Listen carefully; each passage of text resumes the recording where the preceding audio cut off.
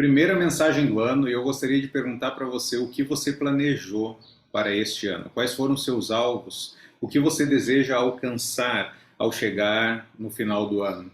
Sempre que o ano vira, nós pensamos e desejamos e planejamos ter uma vida melhor, planejamos ter novos métodos, nova estratégia, novos hábitos.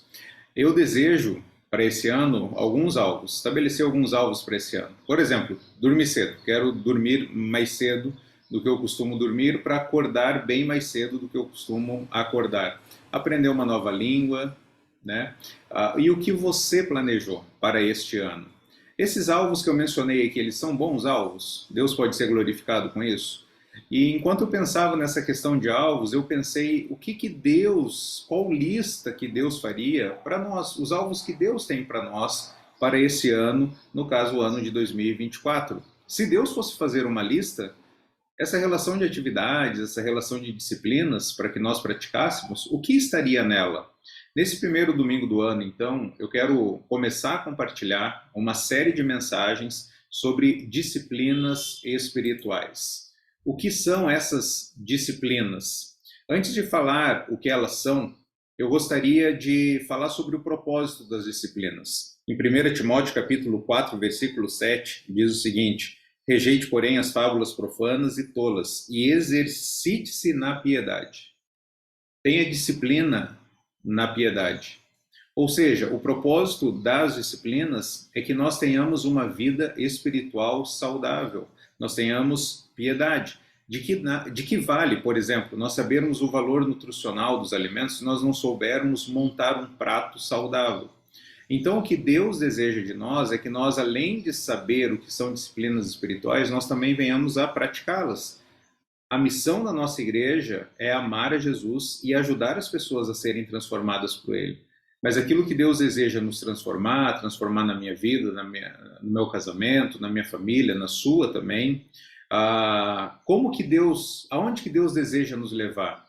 Né? Queremos que as pessoas sejam transformadas à semelhança de Cristo, mas para isso é preciso fazer o quê? Então vamos responder à pergunta: o que são? Vimos qual o propósito das disciplinas, é se exercitar na piedade, mas o que elas são?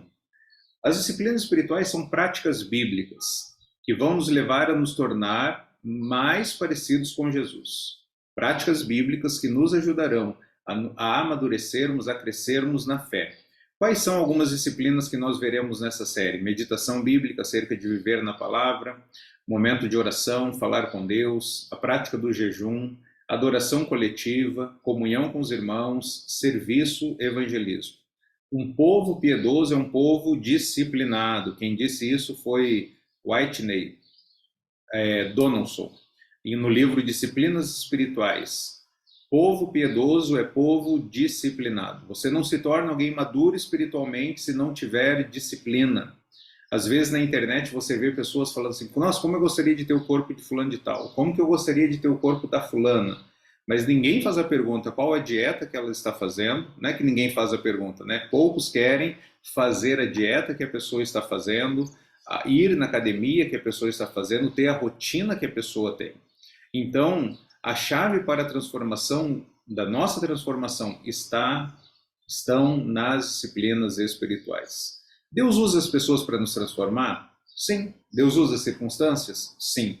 Deus usa o Espírito Santo? Sim. E Deus usa as disciplinas? Sim. Mas dessas 4 perguntas, dessas 4 áreas, qual é aquela que nós temos controle? E quais as que nós não temos controle? Nós não conseguimos controlar as pessoas, as circunstâncias e a ação do Espírito.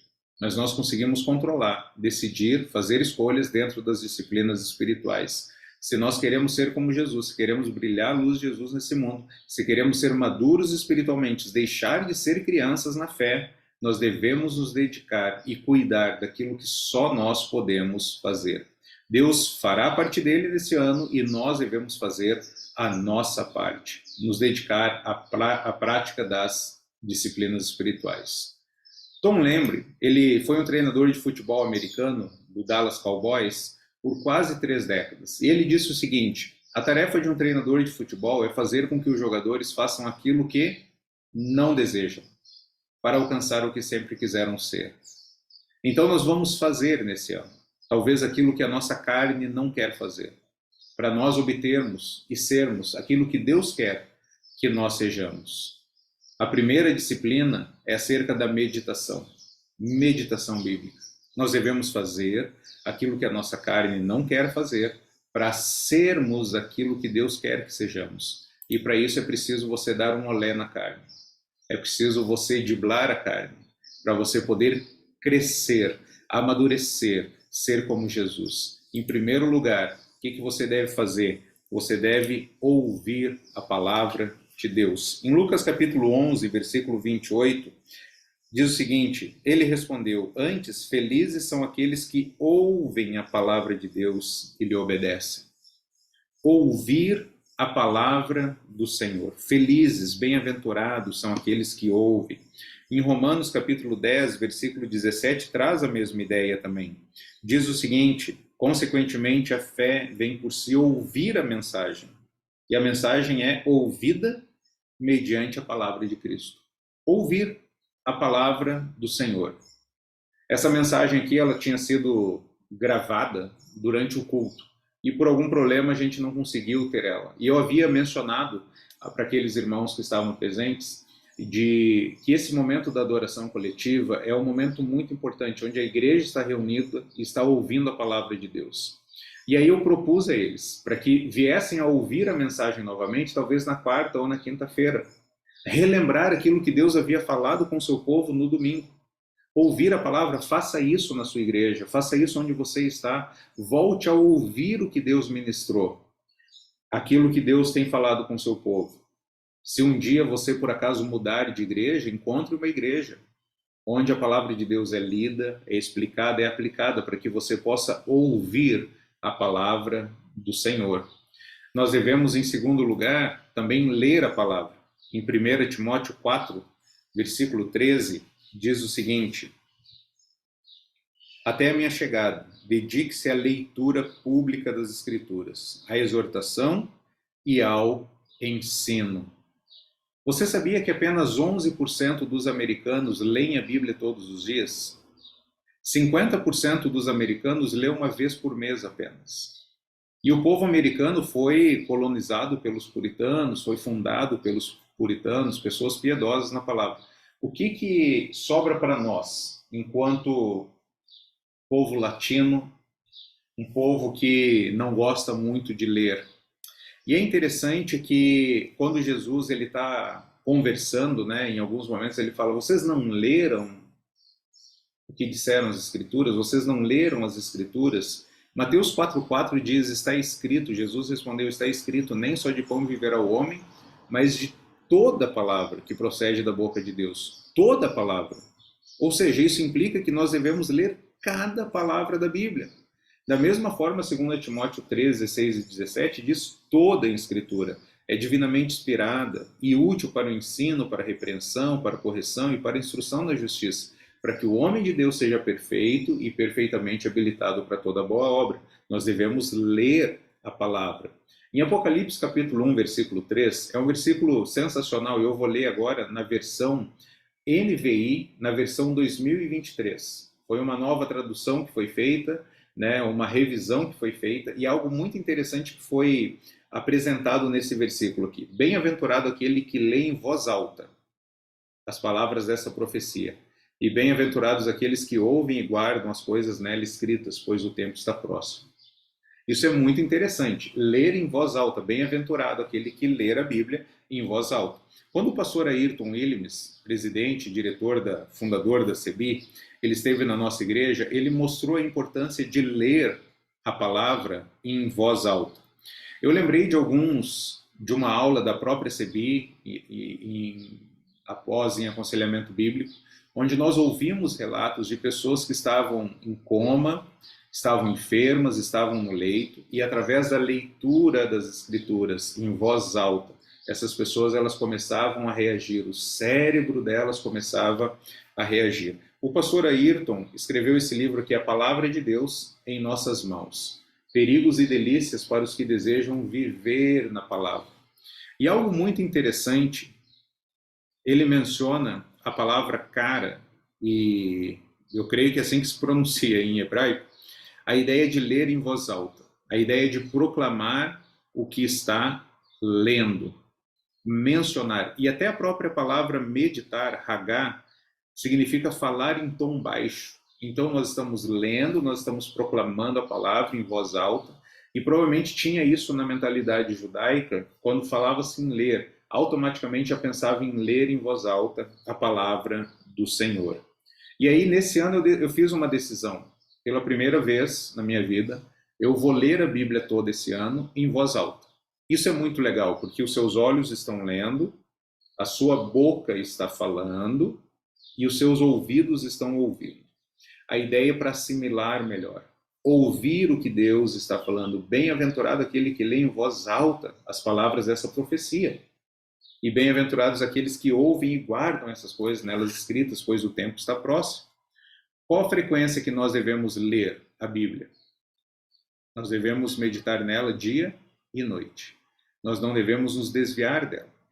Alguém, por exemplo, consegue fazer uma única refeição ao mês, ter ali todo o nutriente necessário para a sua vida durante o mês? Obviamente que não. No processo da bariátrica que eu fiz, foi nos orientado lá a comer de 3 em 3 horas, comer igual bebê, nutrir todo momento o corpo, né? Com escolhas saudáveis. Da mesma forma, se nós queremos nutrir o nosso espírito, nutrir a nossa vida cristã, hidratar o nosso ser espiritual, nós devemos também diariamente ler e meditar na palavra.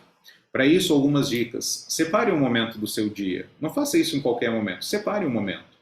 Né? Da mesma forma como a adoração coletiva vai ser um compromisso quase inalterado na sua agenda, porque quando alguém te convidar, vamos lá para domingo, 9 da manhã, domingo, 7 da noite, não sei o horário do culto da sua igreja, né? Na quarta-feira, não sei quando que a sua igreja se reúne de forma coletiva para adorar. Vamos fazer isso? Você vai falar, não, eu já tenho um compromisso. Quando o seu pequeno grupo se reúne, o seu GC, né? Então, seja na quarta, na quinta, na sexta, no sábado, não sei quando eles se reúnem. Né? Vamos fazer isso? Não, eu já tenho um compromisso. Não vou ver se eu posso, eu já tenho um compromisso.